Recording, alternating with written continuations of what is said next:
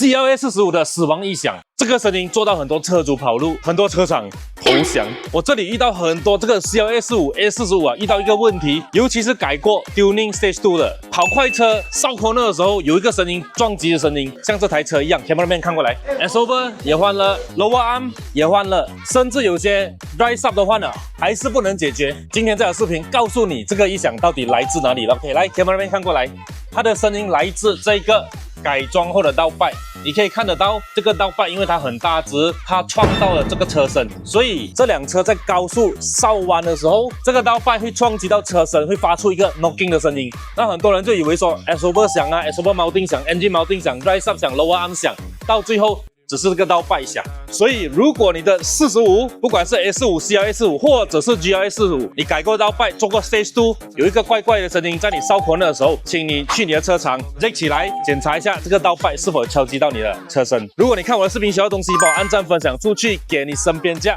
45的车主朋友知道。在评论区留言下一期要看什么车案例，我再拍成视频和大家分享。